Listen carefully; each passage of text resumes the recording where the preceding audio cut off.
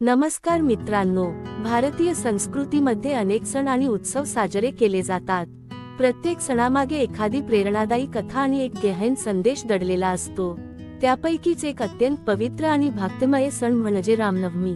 हा दिवस भगवान श्रीरामांच्या जन्माचा पवित्र दिवस म्हणून साजरा केला जातो. भगवान श्रीराम हे केवळ एक राजा नव्हते, तर ते धर्म, सत्य, कर्तव्य आणि आदर्श जीवनाचे प्रतीक मानले जातात. म्हणूनच त्यांना मर्यादा पुरुषोत्तम असेही म्हटले जाते. आज आपण जाणून घेणार आहोत भगवान श्रीरामांच्या जन्मापासून ते त्यांच्या दिव्य जीवनापर्यंतची प्रेरणादायी कथा. प्राचीन काळात अयोध्या नगरीमध्ये राजा दशरथ राज्य करत होते. अयोध्या ही अत्यंत समृद्ध आणि सुखी नगरी होती. राजा दशरथ पराक्रमी, न्यायप्रिय आणि प्रजेला प्रेम करणारे होते. त्यांच्या राज्यात सर्व लोक आनंदाने आणि समाधानाने राहत होते. पण इतके मोठे आणि वैभवशाली राज्य असूनही राजा दशरथ यांच्या मनात एक दुःख होते. त्यांना संतान नव्हते, त्यामुळे त्यांना आपल्या राज्याचा वारस कोण असेल याची चिंता सतावत होती. राजा दशरथांनी अनेक यज्ञ आणि पूजा केल्या, परंतु त्यांना पुत्रप्राप्ती होत नव्हती. शेवटी त्यांनी महान ऋषींच्या सल्ल्याने पुत्रकामेष्टी यज्ञ करण्याचा निर्णय घेतला. हा यज्ञ अत्यंत पवित्र आणि प्रभावशाली मानला जातो. ऋषी वसिष्ठ आणि ऋष्यशृंग यांच्या मार्गदर्शनाखाली हा यज्ञ मोठ्या भक्तिभावाने करण्यात आला. यज्ञ पूर्ण झाल्यानंतर अग्नीतून एक दिव्य पुरुष प्रकट झाले. त्यांच्या हातात एक सुवर्ण पात्र होते. त्या पात्रामध्ये दिव्य पायस होते. त्यांनी राजा दशरथांना सांगितले की हे पायस आपल्या राण्यांना द्या. त्याच्या सेवनामुळे तुम्हाला पुत्रप्राप्ती होईल. राजा दशरथांनी ते पायस आपल्या 3 राण्यांमध्ये वाटले, कौसल्या, कैकेयी आणि सुमित्रा. काही काळानंतर चैत्र महिन्याच्या शुक्ल पक्षातील नवमीच्या दिवशी एक अत्यंत शुभ क्षण आला. त्या दिवशी माता कौसल्यांच्या पोटी भगवान श्रीरामांचा जन्म झाला. संपूर्ण अयोध्या आनंदाने भरून गेली. नगरीत उत्सव साजरा करण्यात आला. लोकांनी आनंदोत्सव केला, मंदिरांमध्ये घंटानाद झाला आणि सर्वत्र मंगलमय वातावरण निर्माण झाले. त्याच दिवशी कैकेयीच्या पोटी भरत आणि सुमित्रेच्या पोटी लक्ष्मण आणि शत्रुघ्न यांचा जन्म झाला. चारही राजकुमार अत्यंत तेजस्वी, बुद्धिमान आणि पराक्रमी होते.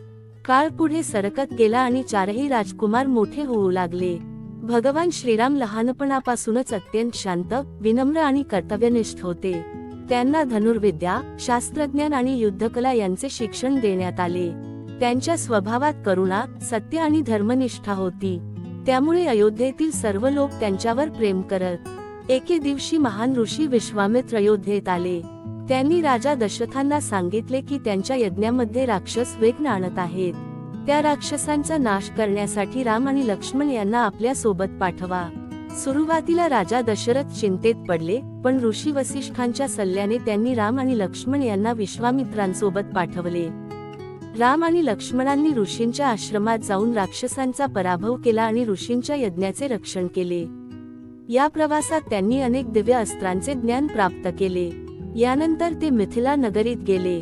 तेथे राजा जनक यांच्या राजवाड्यात सीतेचे स्वयंवर आयोजित करण्यात आले होते. स्वयंवरामध्ये एक अट होती, जो कोणी भगवान शिवांचे महान धनुष्य उचलून त्यावर प्रत्यंचा चढवेल, त्याच्याशी सीतेचा विवाह होईल. अनेक राजे आणि योद्धे प्रयत्न करूनही ते धनुष्य हलवू शकले नाहीत. पण भगवान श्रीरामांनी अत्यंत सहजतेने ते धनुष्य उचलले आणि प्रत्यंचा चढवताना ते धनुष्य तुटले.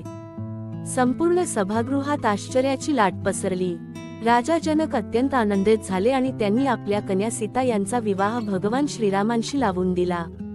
अयोध्येत परतल्यावर संपूर्ण राज्य आनंदाने भरून गेले. काही वर्षांनी राजा दशरथांनी रामांना अयोध्येचा राजा बनवण्याचा निर्णय घेतला. पण त्याचवेळी एक मोठी घटना घडली. कैकेयीला पूर्वी दिलेल्या 2 वचनांची आठवण झाली. तिने राजा दशरथांकडे मागणी केली की भरताला राजा बनवावे आणि रामांना 14 वर्षांचा वनवास द्यावा. राजा दशरथ अत्यंत दुःखी झाले, पण वचनामुळे ते मागे हटू शकले नाहीत. भगवान श्रीरामांनी परिस्थिती शांतपणे स्वीकारली. त्यांनी आपल्या पित्याच्या वचनाचे पालन करण्यासाठी वनवास स्वीकारला. माता सीता आणि भाऊ लक्ष्मणही त्यांच्या सोबत वनवासाला गेले. वनवासाच्या काळात अनेक घटना घडल्या. त्यांनी अनेक ऋषींचे रक्षण केले आणि राक्षसांचा नाश केला. पण एके दिवशी राक्षसराज रावणाने कपटाने माता सीतेचे अपहरण केले.